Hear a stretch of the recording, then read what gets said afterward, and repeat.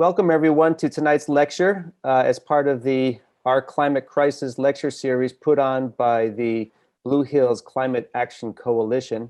My name is Mark Smith and I am the Executive Director of the Mary May Binney Wakefield Arboretum in Milton.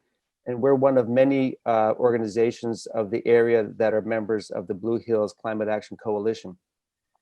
Tonight's lecture is the fourth in the series, and all of the previous lectures have been recorded and are on the Facebook page and the website of the Blue Hills Climate Action Coalition. Just to give you a sense of what we've heard so far, we kicked off this series with representatives from the Sunrise Movement. These are high school kids in the Blue Hill region and sharing with us their vision about climate justice, very inspiring.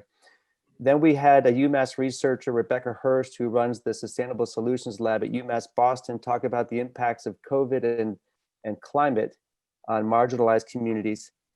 And then after that, we had Alice Arena talking about the dangers, the climate dangers in the Four River Basin with the new compressor station that's about to go online in Weymouth. All of these sessions, as I mentioned, are recorded and they're on our Facebook and websites. And I'll just give a little promo that I'll repeat at the end of the call about the last two lectures in this series. Michelle Wu, who's a Boston City Council member and mayoral candidate, will talk to us about her vision for climate in the city of Boston, climate justice in the city of Boston. And then in January, on the 7th of January, members from Mass Power Forward, we're going to talk about new legislation coming up in the new year. So before I turn it over to Judy, I just want to mention the co-sponsors of tonight's event, and they include the Blue Hills Observatory, the Blue Hills Trailside Museum, Brookwood Community Farm, Canton Residents for a Sustainable and Equitable Future, Friends of the Blue Hills, the Mary May Binney Wakefield Arboretum, Mass Audubon, Milton Public Library, the Ponset River Waters Association, Sustainable Milton, and the trustees of the reservation. I'm going to turn it over now to Judy Laird Jacobs, of Friends of the Blue Hills, who's going to introduce tonight's speaker. Great, thanks, Mark. And thanks to all of you for coming today. Now I am delighted to introduce Rick Kesseli. Dr. Rick Kesseli has a PhD in genetics from the University of California, Davis, and has worked at UMass Boston for 27 years. He was the chair of the biology department for the last 10 years.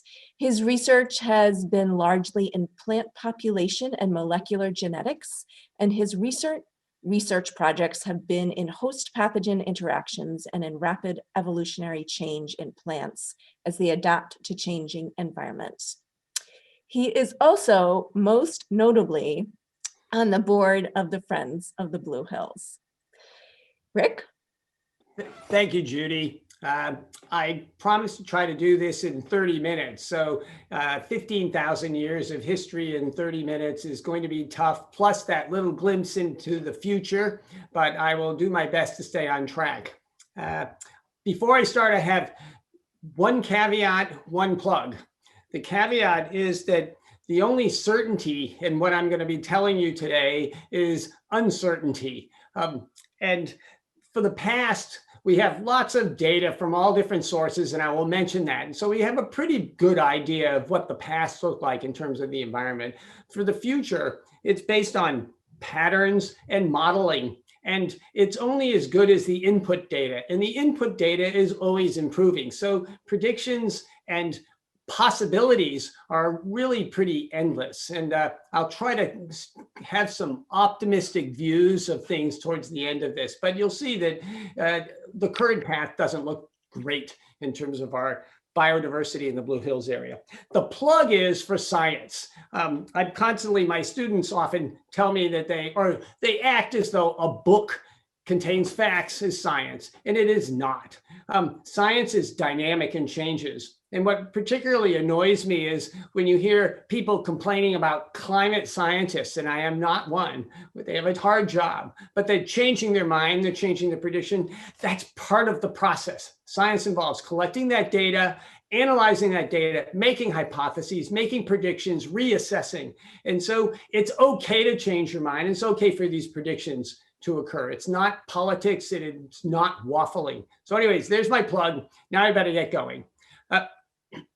So 18,000 years, 15,000 years of history. Most of you know that New England and Massachusetts was covered by ice 10,000, 15,000 years ago.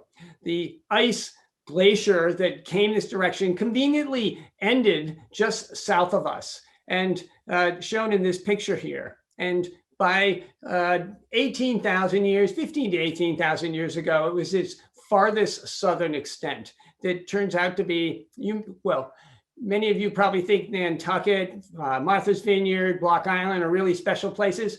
They're really just piles of rock left by the glacier. As the glacier pushed forward, it pushed these rocks there. And then as the glacier recedes and melts, fills in the water in between and created these islands. So they are nothing special except piles of rocks. So by about 10,000 years ago, the glacier started to recede. And by about 10,000 years ago, the glacier had gotten to about there, past the St. Lawrence River. And New England was basically free of ice, including the Blue Hills.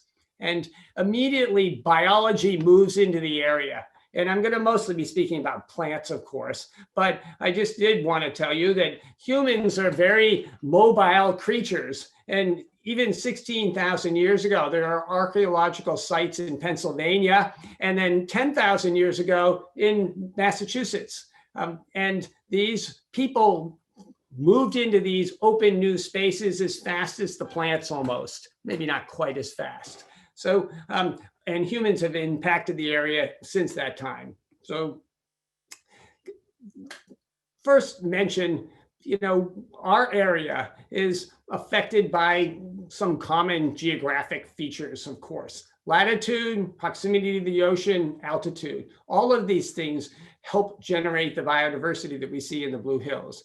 Latitude, as you may know, so this picture here is it's the USDA map of plant hardiness. And from the south where it's warmer areas to the north where it's colder areas, different hardiness features for people who want to plant their agricultural crops. And there's a lot of rapid changes in this area. So for example, from southern Connecticut, so latitude, proximity to the ocean, and altitude, from southern Connecticut to southern New Hampshire, that distance translates to about 4 degrees, 5 degrees Fahrenheit in temperature, and maybe 2 more weeks of growing season. And so that impacts this area. Proximity to ocean, you can see as you go up the coast here, you see these warmer hardiness regions are further north. And that again is easily translatable. If you look at Springfield, Mass, for example, and you compare that to Nantucket, Springfield, Mass is about 6 degrees colder in the winter and about 8 degrees Fahrenheit warmer in the summer. So very short distances, and you can see these impacts of the climate. And then of course, altitude, which does matter for us in the Blue Hills because we have Great Blue Hill. And one of the rules of thumb often is about 400 feet of altitude translates to maybe equivalent to about 100 miles of latitude. So top of Great Blue Hills is maybe 2 degrees colder than lowland areas on the coast, and also wetter, more precipitation, maybe about 7 inches more rain in a year than coastal areas south of Boston, for example. So these things impact to create the biodiversity habitats that we have. So I'm going to use this map. This is a kind of a current vegetation map of eastern United States. And the colors refer to different vegetative communities. But I'm going to use it first to look at the history of Blue Hills vegetation. And as I said, the glacier receded and 10,000 years ago it was out of New England and vegetation moved in. And the vegetation came through in waves. So the first plants that are known to have come through our area, one of the first is jack pine. and also spruce and fir. How do we know this? Well, we know this because there are pollen samples that are left behind, for example, in bogs, even Ponkapog bog. And those pollen samples show that 10,000 years ago, jack pine appeared, spruces appeared. And then over the next 3,000 years, they slowly kept moving north. So spruces now are way up here, and jack pine is even further north. It tends to be mostly in Canada. So that happened over the course of 3,000 years. And then other species moved in, and particularly species that are in this red category here, beech and also hemlock. Hemlock came up the Appalachian mountains towards New England, and beech basically came from refugia in Florida and moved northward as the climate warmed. I kind of think of beech as the first snowbirds arriving in New England. So they came to the area, and they're still here, although they're mostly north of us now. And then other plant populations came through. So erasing that and looking what we currently have, it's really hard to see from this map, and I'll show some others. But if you look at this map in this area, Massachusetts, there are multiple colors in that area. You have the red, which is the beech, hemlock, maple. And then you also have a couple different shades of green, oak hickory, oak pine. And interestingly, the Blue Hills has all of that. You go on the north side of the Blue Hills, and where it's cooler, wetter, you find maple, beech, hemlock.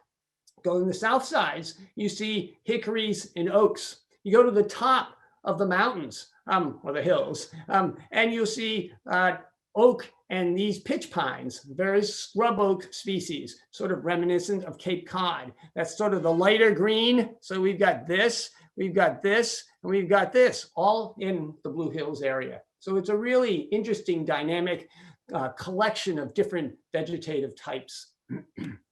There's also, of course, lots of other interesting biodiversity, not just trees. I just looked up, and Norfolk County has listed 128 rare species of plants, and there's lots of iconic species, obviously pink lady slipper that you see there, and then the yellow flower, that's one of the utricularias, bladderworts. That's a carnivorous plant that's in Ponkapog. So there's some really amazing vegetative diversity that is in our area.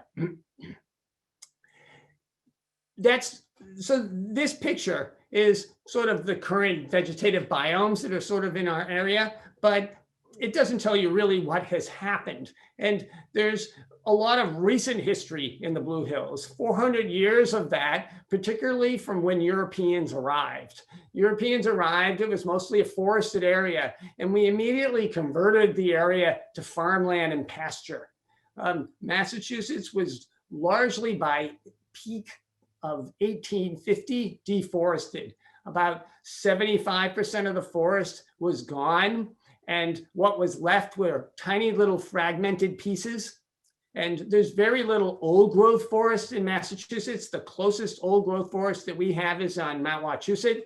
And my students have worked there in the past. There's trees there that are more than 200 years old, red oaks and others, mostly because it was inaccessible. Can't farm it, it's hard to get the wood out. So it was kind of left alone. So, but we know that from history, but you don't really need that to know what has happened. You walk through the Blue Hills, you see stone walls. Those obviously represent boundaries between pastures from 100 years ago or more. And you can also just look at the vegetation patterns. It's constantly changing. And there is this phenomena called old field succession. There are, once you abandon a field, different species come in. One of those, red cedar, which is a juniper, and it is sun-loving and shade-hating. And so it's one of the first species, when you see it in the Blue Hills, it indicates old fields, pastures from the past. So the picture on the left here, there's a healthy cedar that's still in an open field. And then the one on the right, that cedar is now being shaded out by more climax trees, hardwoods and other conifers that have come in. And there's hardly any green vegetation on that plant anymore. That's because it was born and raised in the time when it was just an open field. And other species are like that. You probably know white pine is also shade intolerant. So on the right here is a white pine sapling that's still in an open field, and it's successful because it has that sun. On the left is all those trees are white pine trees, adults. But if you look at the understory, there's almost no juvenile white pines here because it's an earlier successional stage, and more climax species, these hardwoods, are coming in and will soon shade out these white pines. So you can see that, and it tells you some of the 100, 200-year history in the Blue Hills. So now that's my history. Now I move to the future. Glimpse to the future. First thing I want to mention is I really believe that the coastal forested habitats are one of the most vulnerable communities in the United States. They're vulnerable largely because of us. The vulnerability is driven by human activities, direct and indirect. The coastal areas where all the humans are. So we're competing for space. Development, both urban and suburban, development of areas is damaging and hurting those forest communities. There's obviously climate change, which is an indirect impact of human activities, raising sea level, changing temperature, and then human activities that are introducing invasive plants. And I will talk about all of these a little bit. So it's a very vulnerable system. And the outlook is not great, but depends on what we do. So why is it vulnerable? You hear a lot about climate change, and this is really cool data. This is relatively recent from NOAA. This is 800,000 years of atmospheric history. How do we get that? Well, ice cores. These people have drilled down through these ice cores at the poles, and then in the bottom, most deepest parts, you collect that ice, and there are tiny little air pockets, and bubbles. And these individuals can analyze the carbon dioxide in those bubbles. So this is an amazing historical count that we can see. And the thing that you should notice is that while carbon dioxide levels have gone up and down over this 800,000 year history, the highest concentration previously, 300 parts per million, right there, is dwarfed by what we have now. So we've passed 400 parts per million, and it's going up. So why does this matter? Well, this drives temperature increases, which do matter tremendously. Carbon dioxide, methane, those are those gases that are the greenhouse gases. They capture heat. And so this is coming from NASA data and is looking at the global average, and the global average temperature has been going up. And 0.8 degrees Celsius, which is about 1.5 Fahrenheit, but that is significant, and that's in the last 100 years. The first big scare from this is the rate that it's going up is about 10 times faster than any other time in the last 10,000 years. And the predictions at the moment, because carbon dioxide is increasing, temperature is going up, is that the rate of temperature increase will be 20 times faster in the next 100 years. And this is going to matter. So this is the Blue Hills data. So the Blue Hills has been collecting that same sort of data. And you can see over the last 100 years, the temperature has been going up a little bit higher based on this data. Looks like about a degree of 1 degree Celsius. And there's other ways to look at this that might be easier for you to see the effect. This is also from the Blue Hills data, which I really like. And what this is looking at the past century, decade by decade, how often there have been record cold or hot temperatures on any given day. And what you can quickly see is in the last decade, there's been only 7 days that are record cold, yet 50 days of record hot temperatures for that particular day. And that is changing the environment that we have. So now, what are the effects of that? Well, the first picture here is actually the picture I showed you before, showing the current vegetative communities that we have. And you can see again that diversity in the Boston and New England area, the mixture of colors here.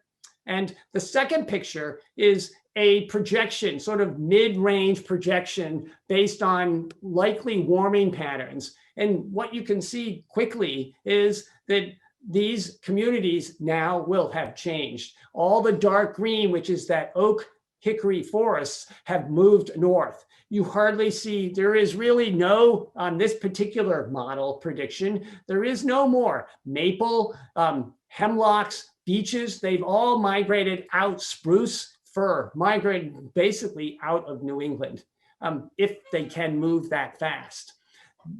Remember at the beginning of this, I looked at this first picture and I was saying, okay, so you have this wave, jack pine coming through, it's there for 3,000 years and it kind of slowly moves out, and then beech and hemlock come in for for the next 3,000 years, and then they slowly move north. We're talking 100 years in this picture. So the question really is, can these things move that quickly? And that is not really known. So, but this is a projection. If they can, this is what might happen. The other thing, that the communities are going to change, but the total number of species will change, but not as drastically as the communities here. But it is what changes that really matters. So here's some more pictures. This is a relatively recent paper published at USDA. One of my colleagues, Jeff Dukes, is a co-author on this. Very cool kinds of information. This is looking at these plots, blocks of space across New England, and looking at the current. So the first picture is the current forest types, and that again you can see the high diversity in this area, lots of different colors. And so this first middle picture here is a low emissions scenario. Are we able to cut the amount of fossil fuels and reduce or at least slow the increase of carbon dioxide? If so, then we will still see the purple here. The red is the maple, birch, hemlock, and we'll still see maple, birch, and hemlock. Although you'll notice that the diversity of things in our current and what is even in this picture is less. So the different habitat types will probably be diminished. The far right picture is high emissions, more rapid temperature change. And you can see once again, the oak hickory forest, which is the dark green that is in the first picture, is just mostly here and up in the coast. We have it here, but becomes the only thing left. So everything has moved out that we currently see, and oak hickory will be our major biome ecosystem community here. If that happens. Again, uncertainty. With all of this, there's always winners and losers. So this is from that same paper. This is, by the way, for the Northeast US, not just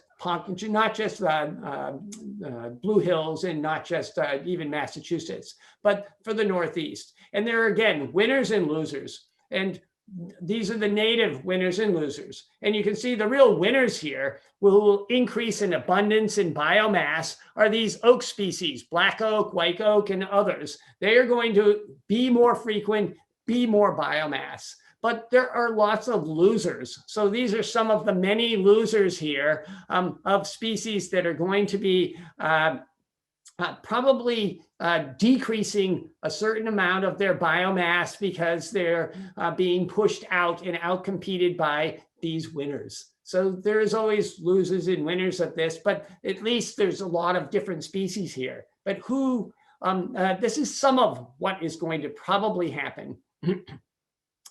These are, this is also, I'm going to speak mostly with plants, but of course, if you change the plant communities, you're going to change also the animal communities. So from that same paper, this is looking at bird biodiversity. The first figure is showing you the number of different species in this grid across the Northeast. And you see quite a bit of diversity. And then the next two pictures are showing you species loss and gain under one particular scenario of global warming.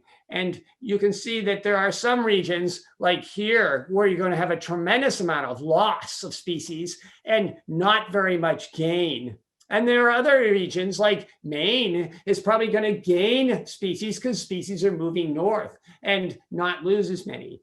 If you look at us, we're right here, and we actually have slightly more losses than we have gains, more dark red than we have dark green. And so the species diversity will probably go down a little bit, but it will certainly change dramatically in many ways. So that's birds. So a couple more slides here. This I thought was a pretty interesting recent study, and this is 2020. This was a group of scientists working in mid-Atlantic area, New Jersey, Pennsylvania, Delaware. You can think of, those are the plants that are coming our way. They're moving north. So it's really appropriate kinds of research for us to be looking at. And what these individuals did, they looked at 100 different coastal forest habitats. So that just like what we have in the Blue Hills down there. And they looked at the biomass and the abundance and which species are there, all that kind of stuff. And they then analyzed that data and they categorized it in different groups of depending on their life history of the species. So trees, shrubs, herbs, grasses, all this stuff, and looked at changes there. And in this particular picture, there's two really interesting results from that work. First, if you look at the tree species, this is looking at abundance. So the number of stems, the biomass, the sense of biomass. And if you look at their plots, the vast majority of tree species in their plots are native trees. Very small percentage, 5% there maybe, or something like that, that are non-native trees, invasives. But you look at saplings, which is kind of thinking about the next generation of trees, and seedlings, you can see that the number of invasive species or their biomass is increasing relative to the natives. Slow. Trees move slowly. They're long-lived species, and we will talk more about that. Now, look at the shrubs. The shrubs currently, by and large, most of the biomass is non-native.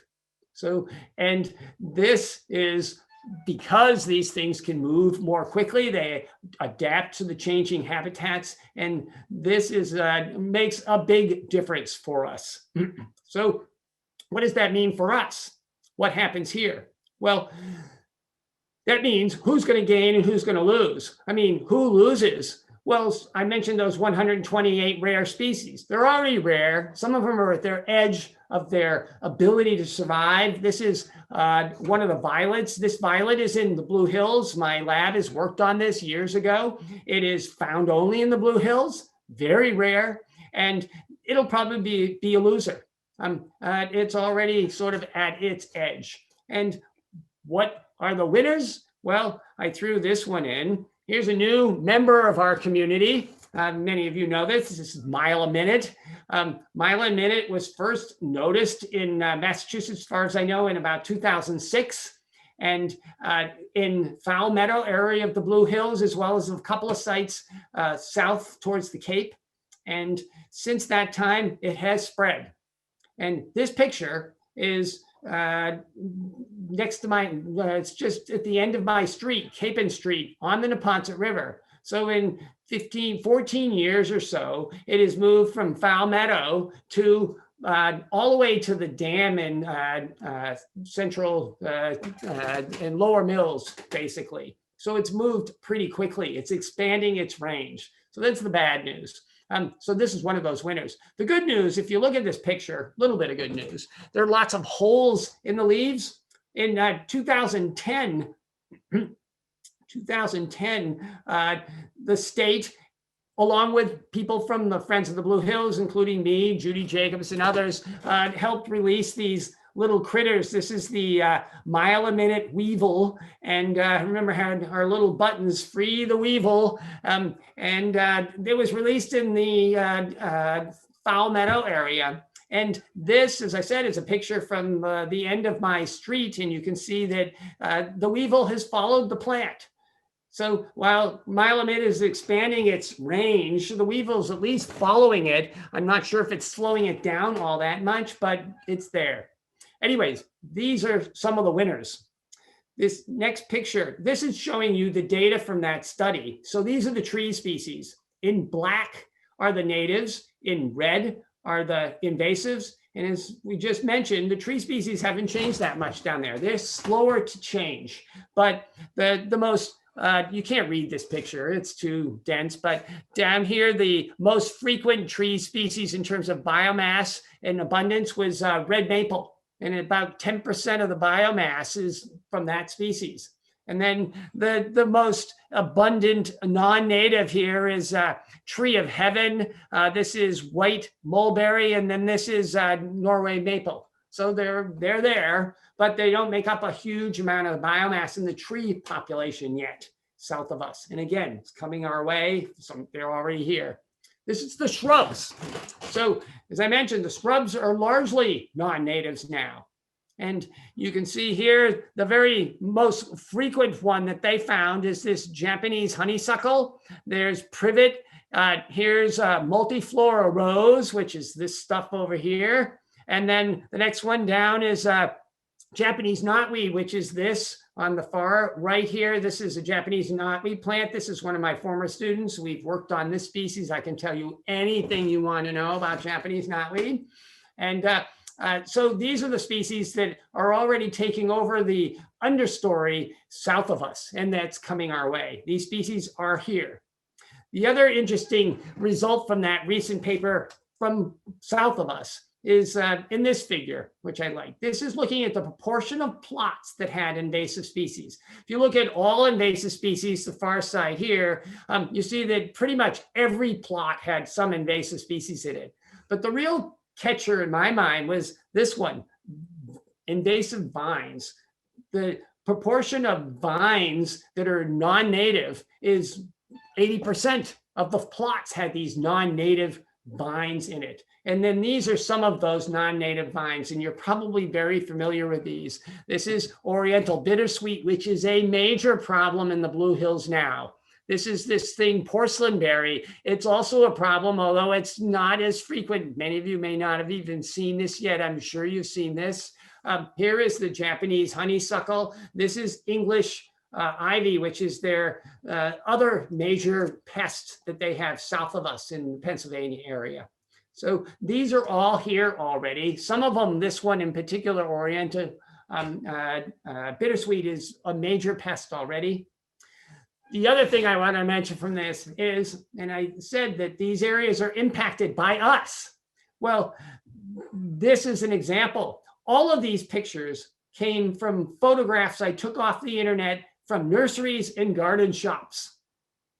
We sell them still. People buy them still.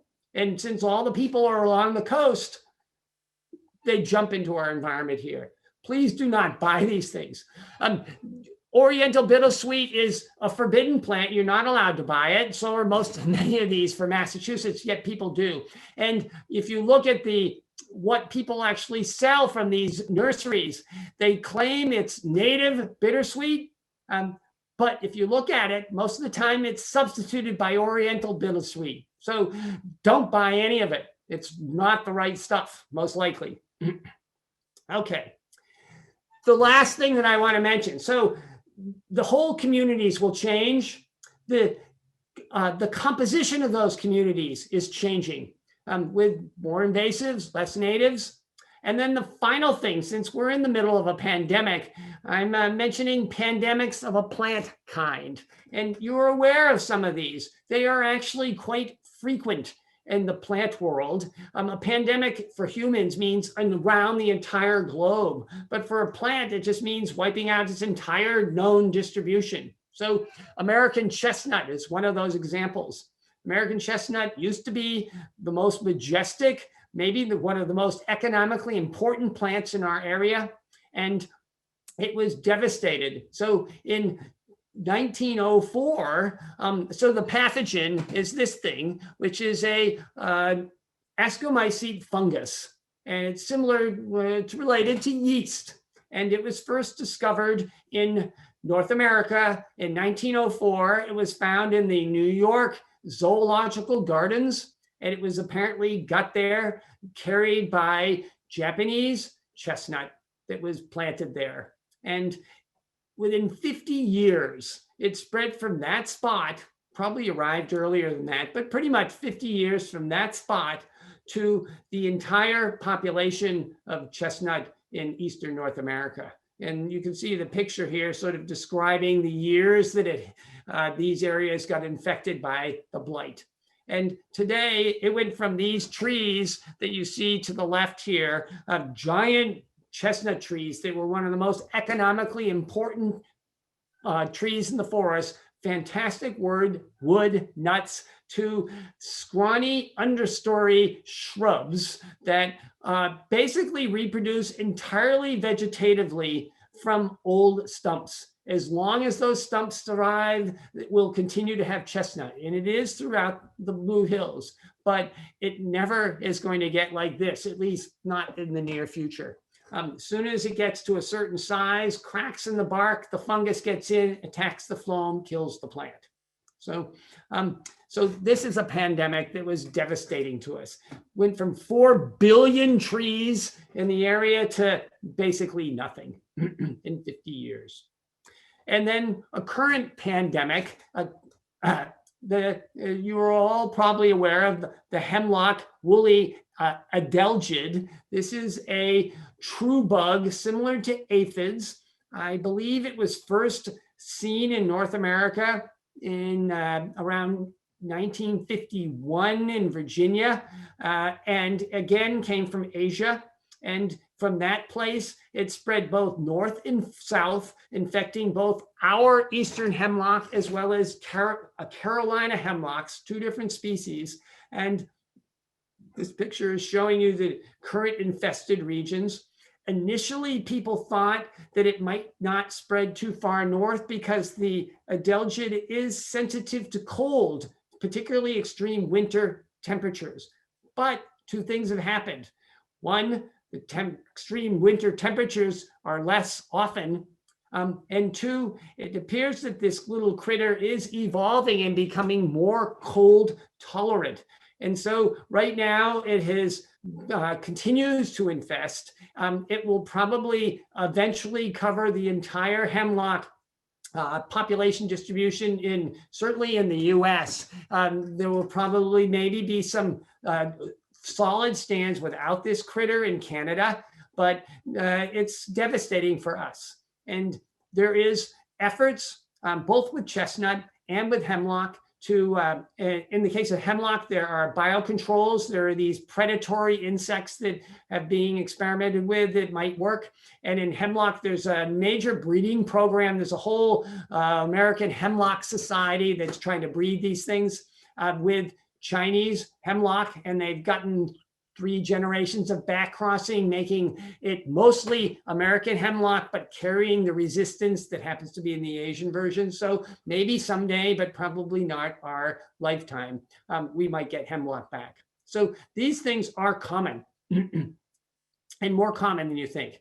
So I'm going to end. These are some of the more recent members to our community that we don't like. And I wanted to have, this part I wrote down, 4 or 5 take-home messages. So take-home message 1, change is of course inevitable, but the rate of change now is far greater than it seems to have been in the past. And whether plant communities, I mentioned, who have passed through this area, it took 3,000 years to pass through the area, can move quick enough in 100 years is not certain. So 1. 2, coastal forest communities are under high stress from humans and our local impact pollution, as well as development problems. And so they are very stressed communities already, and doesn't take much to lose species in these stressed communities.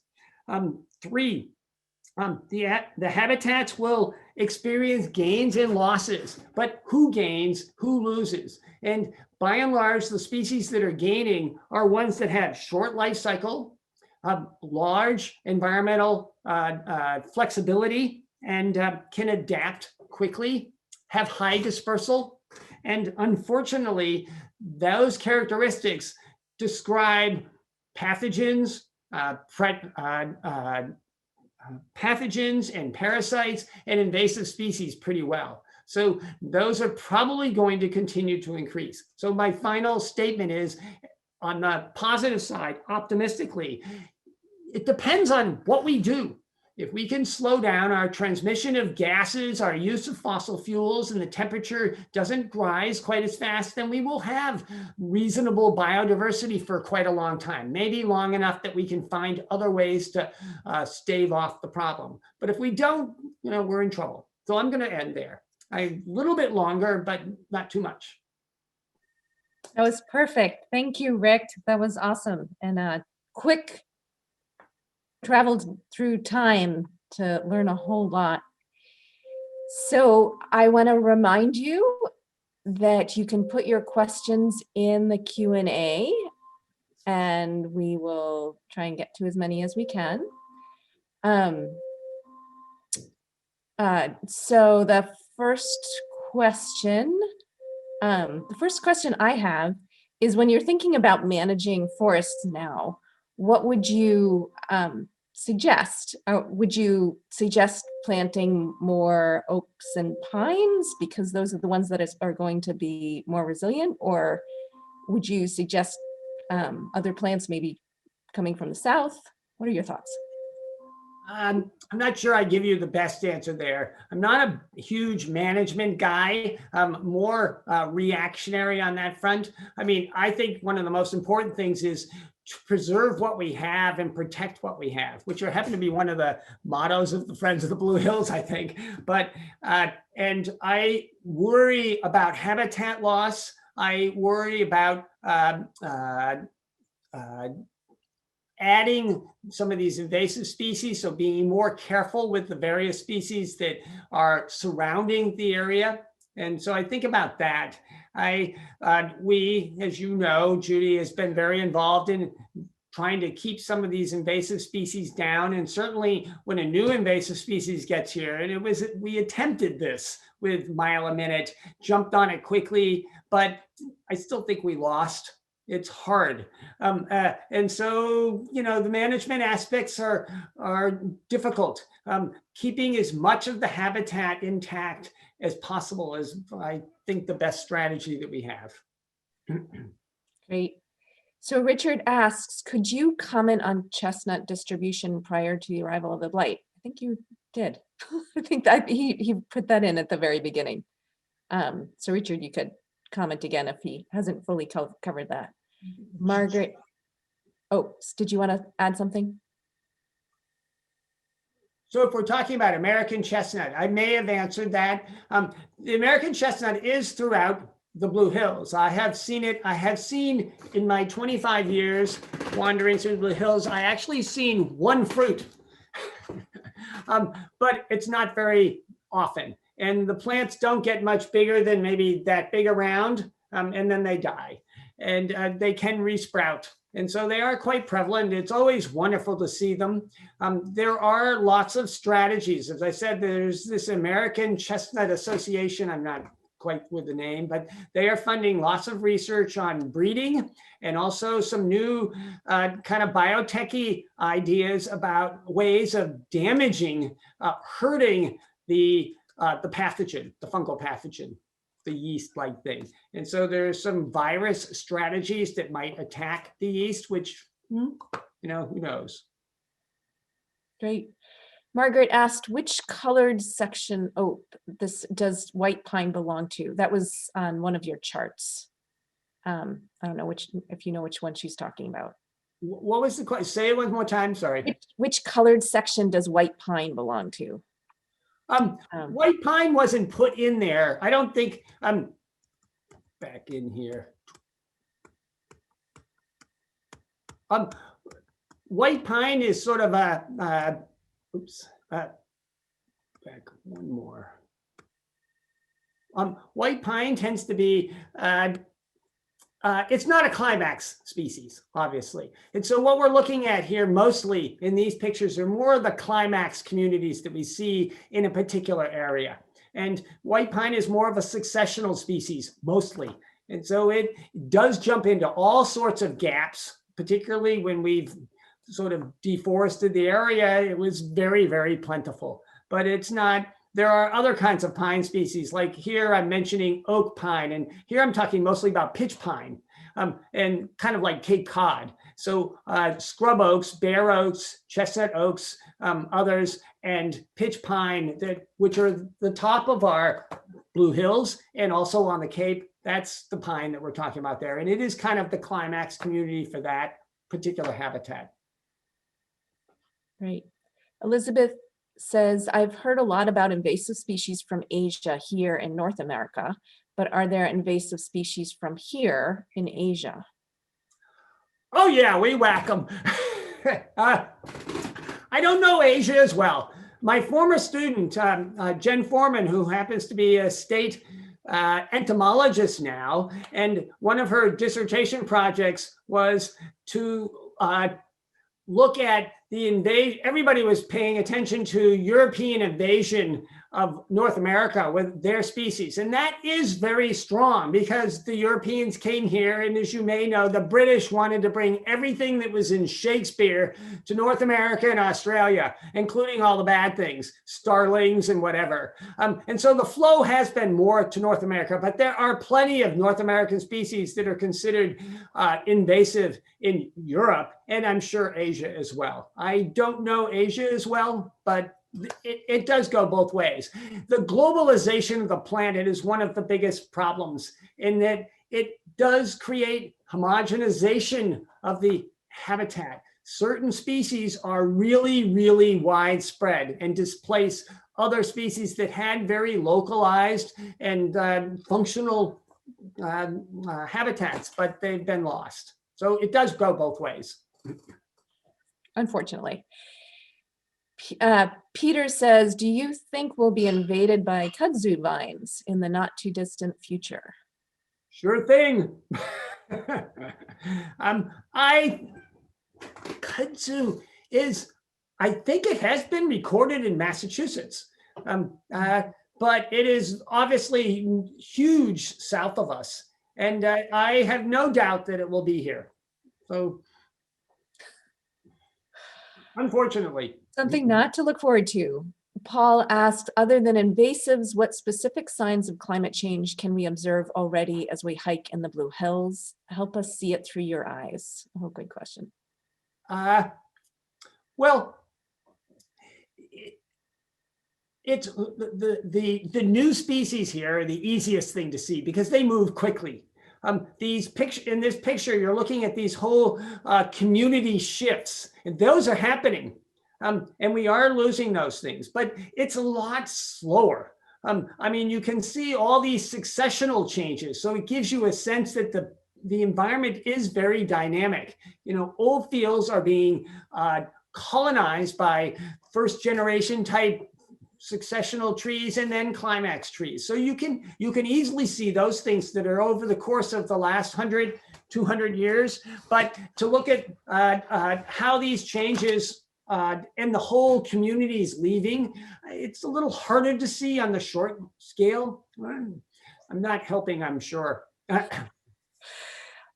Joel asks, as temperatures increases, will mature plants die sooner than they would have, as well as new plants having trouble taking hold? If so, wouldn't this speed up the loss of those species? So temperature increase and carbon dioxide increase have a complex set of interactions. I mean, you may hear, and it's actually true. I mean, carbon dioxide is a resource for plants. You know, plants grab carbon dioxide and water and make sugars. And so it's by increasing the amount of carbon dioxide, you actually speed up growth rates sometimes. But that's not necessarily a good thing. I'm not sure if I'm quite answering your question, but it changed. So the dynamics is very complex, and some species respond better to heat and carbon dioxide increases than other species. I did see a paper that talked about poison ivy. I mean, almost all species tend to respond positively, grow faster with carbon dioxide, but that also creates higher respiration, things like that. But poison ivy, the paper read that the toxin that's in the outside of poison ivy tends to get higher and more potent, apparently, with global climate change, with heat. So it might get worse in that sense. So it's a really complex set of interactions involved, and I can't really give justice to all of those kinds of changes, but it's not a good thing necessarily to have higher rates. I will say one other thing, with the global warming, and particularly in the Blue Hills, one change is that temperature is going up, but precipitation is becoming more highly variable. And so the expectation is that summer droughts will be more common, even though the amount of water in our area might not change that much. It might be more winter water, not snow, and less summer or more drastic. And that's going to certainly affect, even though things might be growing faster in high temperature, if you limit the amount of water and there's more variation in the precipitation, that's going to have a big impact on what plants can make it and what can't. Not sure if that answered the question, but I think so. Anna has a two-part question. The first is there a recommended resource for learning more about why different types of trees are dying off in different ways? Like some of the Blue Hills have no trees growing underneath. Like you mentioned, then there are other sections where an entire group of trees are all dead and white, etc. Well, I mean, again, complex interactions of things. Most of you know that there's been, while there's no understory in some places, most of you know that there's been a lot of discussion about lack of predators and an abundance of deer, which are obviously grazers of understory vegetation. So that has an impact. Why certain trees are dying? I mean, that last picture I had, I didn't mention, different trees are being impacted by all sorts of different pathogens, like there's, getting there, more there. So like this is beech bark disease, and this is a combination of a scale insect and a fungal pathogen. And it's been here for a long time, but it's getting worse. And so you will see this blistering on beech trees quite regularly in the Blue Hills. It is a specific pathogen of those beech trees. Beech trees are also hit with there's a leaf disease caused by a nematode, a worm, and there's all sorts of other things. Obviously, the emerald ash borer, which people have been talking about, has impacted ash trees significantly, and it hit Massachusetts, I think, in 2012. And Asian longhorn beetle, I don't know that it's been seen in the, that's this guy up here. I don't know if it's been seen in the Blue Hills, but it's certainly in Worcester County and other locations, it's caused big problems in other parts of eastern United States. So these different organisms, species, target specific species of plants. It is, I mean, some are quite generalized. I mean, the Asian longhorn beetle is a little more general than the emerald ash borer or the woolly adelgid, which are pretty specific for species. So probably depends on which species you're talking about. Sorry, long answer for a short question. Oh, how to learn more about it? If you know what that species is, I mean, Mr. Google is pretty good. Ask Mr. Google, and you look at beech disease, you will come up with beech bark disease, and you will come up with leaf disease, and you will see the characteristics of those, and it'll be able to tell you what it might be. Or you can ask me. In Europe, there are some mountain ranges that would prevent some tree species from moving far enough north to survive. Is there anything in our region that people anticipate blocking migration? Sorry, Judy, can you say it one more time? Sure. In Europe, there are some mountain ranges that would prevent some tree species from moving far enough north to survive. Is there anything in our region that people anticipate blocking migration? Yes. Again, migration is a tricky topic, and it varies a lot from one group of organisms, one species to the next. I mean, in terms of geographic barriers, there's not huge mountains in our way here. On the other hand, just climate. Things are restricted based on the climate that's there, and different species are much more mobile than others. Trees are not very fast moving. They have dispersal, they have seeds. It's all based on seeds, and they can disperse. But how quickly and whether they can do it fast enough, given that climate change is occurring much faster than in the past. Trees had thousands of years to migrate around in the past. Now we're talking hundreds. So that in itself, just the time scale might be tight. I don't think those pictures I'm showing you of anticipated vegetation communities that might be moving in, it's kind of assuming that everybody gets here. And I'm not sure that everybody will. Great. So Jessica notes she thinks there's a significant amount of kudzu already on Cape Cod. Good to know. And Paul asks, I think we have time for one last question. Maybe we can get two in. How does climate change affect the maple syrup industry? Oh, well, I guess I should ask my wife, because she goes out to Western Massachusetts. I mean, at the moment, and does taps maple trees out there every spring.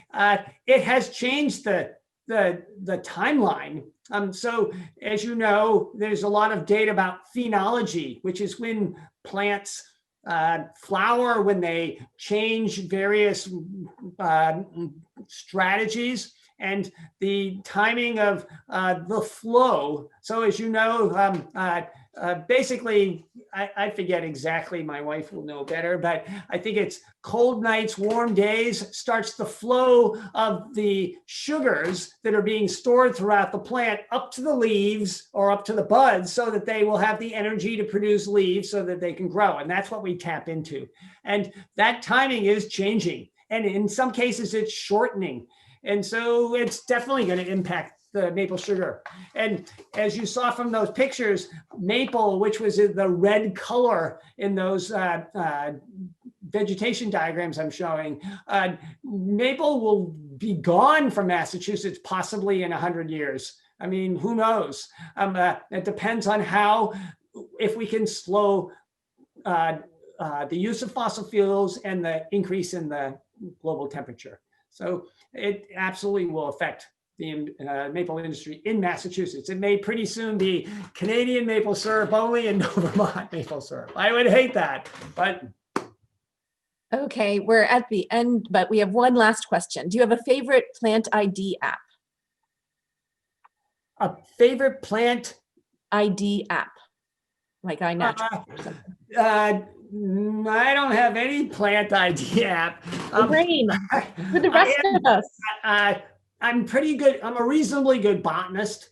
And I've been doing that for 50 years more. So what's the best way to do plants that you don't know? Well, I know one way is a lot of people send them to Judy Jacobs, and then I pass them on to Rick. me and say, what is that? So if you have specific things, sometimes that works. There are getting to be better and better descriptors of particular locations. Like a former grad student in our department did a really beautiful analysis and description, sort of an electronic field guide of the bog plants in Ponkapog. And so you can figure out every bog plant in Ponkapog, which was kind of neat. But it's not widely accessible. There are some others. So I'm not very good with those, though. I'm not a huge app person. I hardly answer the telephone. For some of us that it would be helpful for, iNaturalist is great. And we have a program with the Friends of the Blue Hills where if you are in the Blue Hills and taking photos of plants, you can upload them and add them to the collection of identified plants in the Blue Hills. And that would help researchers in the future figure out how plant distributions are changing. And I think the website is friendsofthebluehills.org/betterforests. It's the Better Forest Challenge. Yeah, So that's a great answer, because you post things there and you get all these people saying, oh, that's this. No, it's this. So it is quite useful. That's a great answer. you can also Thank you, just Judy. email us and I'll send it to Rick and answer it. So Rick, thank you so much for providing us with so much information. It's really been a great overview of what's going to happen to the Blue Hills, not necessarily so optimistic. Going to turn it over to Mark now, who is going to just wrap up. Thank you, Rick, for your talk. It gives us a lot to think about. It wasn't by design, but I think it's fitting that your talk comes on the heels of Alice's talk 2 weeks ago about the climate dangers posed by the frack gas compressor in Weymouth, and that all of these issues are connected. The more we burn fossil fuels and fracked gas, the more carbon we put in the air, the warmer the climate becomes, and trees begin to die off or migrate north. So it's just a reminder that, you know, all of these things are connected. And the other point that just stays with me is about the vulnerability of our biodiversity and how sensitive it is to human behavior, both at the individual level and the collective level. So thank you again for your view of where we've come and perhaps where we're headed. I want to just put a plug in for the final two talks in our series on the 17th of December at 6:30. Like I said, Michelle Wu, who is a Boston City Council member, will share with us her vision for a Green New Deal in Boston and her 15-point plan on climate justice and climate resilience. And then on the 7th of January, folks from Mass Power Forward will talk about the new legislation coming out for the new cycle that's dealing with climate. So I hope you'll join us on the 17th and on January 7th. And again, thank you for joining us this evening. We hope you enjoyed it and stay well. Good night.